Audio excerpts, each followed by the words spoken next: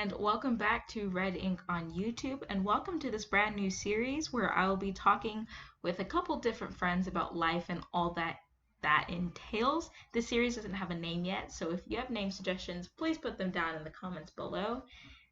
This episode and over the next couple episodes, you'll get to hear from Karen Leonard, who is a writer, athlete, artist, and all around very awesome human being that I've known for a couple years. And I'm so excited for you guys to hear what we talk about. Would you say that you've kept up with people that you were in community with before the past, like we'll say like year and a half, or as you move, do you shed your old community and you're like, okay, next one? Um, yeah, no, I definitely keep in contact. I have my people that I talk to mostly daily, which consists of like maybe eight or so people, like every day, every other day. Those are the people it's like, all right, I'm going to do life with these people. Like we're holding on tight.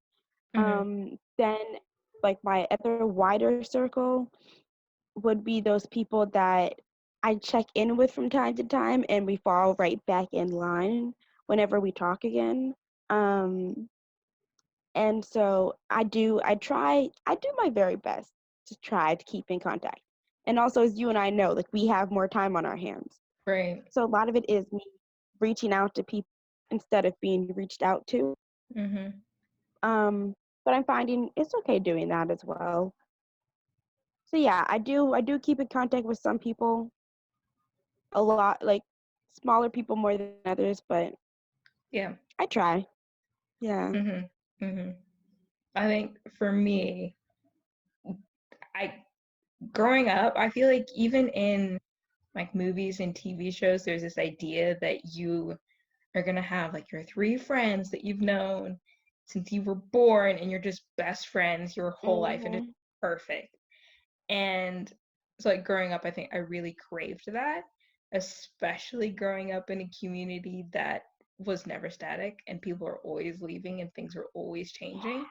Yeah. And so I see these movies, I'm like, oh my goodness, what would it be like to live in a place where people don't move? And Uh-huh. then after like graduating and then spending more time with people who haven't necessarily experienced that change, I was like, oh, I guess I do, in a lot of ways, I do appreciate all the change that we experienced. And so, like, during my gap year, very thankful had a community. It wasn't something that I really planned for. It Mhm. happened, and I was like, oh my goodness, this is amazing. And then, of course, the year ends, everything changes. And then I guess that brings us to this year. And I haven't had the same type of community Mhm. that I've had for, we'll say, the past like 3 or 4 years. And Mhm. that's been an interesting thing to deal with, to decide, like, okay, does that mean I need to try harder? Or is this the type of community that I need right now? And for me, that looks like a lot of Yeah. online friends and not having people Yeah. that's like every week you're doing something with them and deciding like, okay, there's a balance between I should like I haven't talked to anybody in like a week, I should really talk to people, and it's not necessarily a bad thing that you're not talking to people. um Mhm. Mhm. yeah. No, I really relate to that, and I as I'm growing, I'm really learning that sometimes it's better to not be a part of, you know, all of everything that you want to be part of if it's not right for you. Mm-hmm. So I'm learning to give myself permission to walk away from spaces as well and walk away from people and to say, hey, this is not what I'm looking for. Like I know that there's something out there for me Mm-hmm. and this isn't it. And then to be okay with being alone. I do think then like the flip side of that is, you're never satisfied. So Mm, sometimes, you have to do a reality check and say, hey, this is what I have right now. And mhm, this is good. Like they're good to me. They care about me. They love me. They accept me. mhm, Even though it's different, not everything different is bad.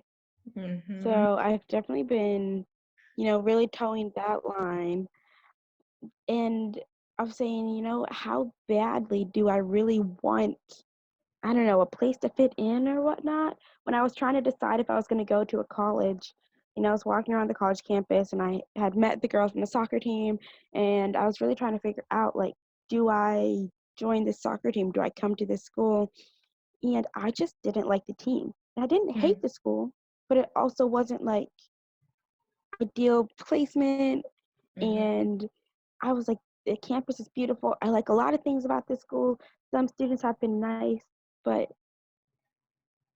and sometimes you do have to give something a chance, but I was like, do I want to pay $40,000 a year to have something that I'm not sold on? Yeah, yeah. I think So yeah.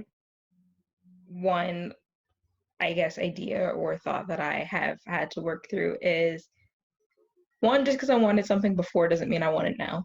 That. Yes, yes. And also the fact that, like, trying to figure out what it is that I want and what is it that I feel like I'm supposed to want. Oh my So, Lord, you're right.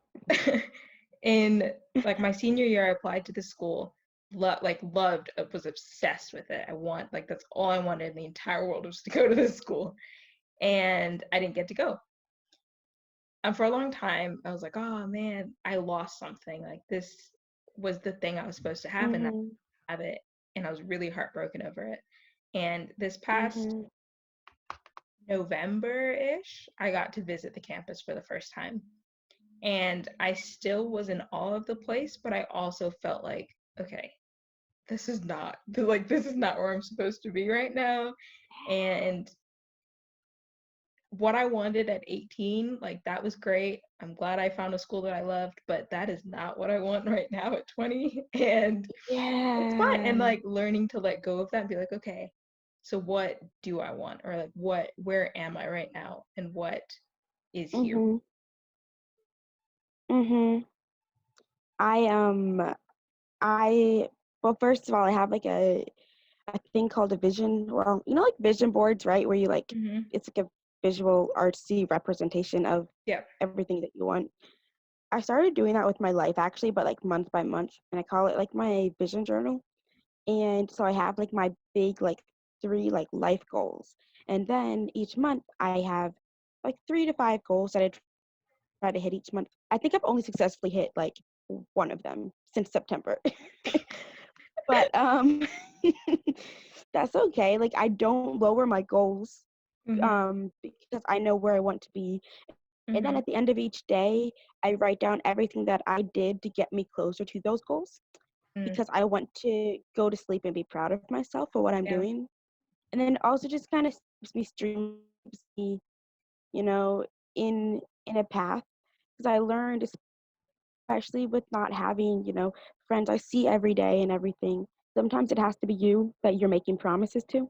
Mm. I can't call up somebody and say, "Hey, I'm gonna go for a run at this time, and then you can come with me and we can, have all this accountability." Like, no, I have to make promises to myself and then trust myself to not break promises to myself. Mm. And then on top of that, if I see where I want to be in life, it's not written, like my goals are written in sand. They can change.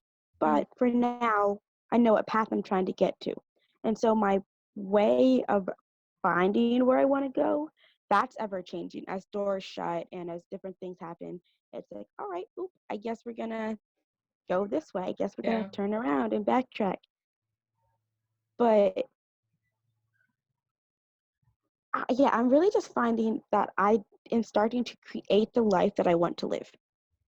And I'm trying to create a life that I love. And this is the best way that I know how to. And it looks different from other people, but at the end of the day, like I live with myself. and I live with the life that I create. Mhm. So whatever society thinks that I should be doing in college or achieving all these other things, that has to go out the window because when I go to bed at night, it's me and my brain and the life that I'm creating and that I have created. So I Yeah. kind of think about it like that whenever I get lost and I'm like, oh, maybe I should want to do something different. Maybe I should try Mhm. something else. But I'm learning to be content with my path. Yeah. Yeah. That's Yeah. tough. But yeah.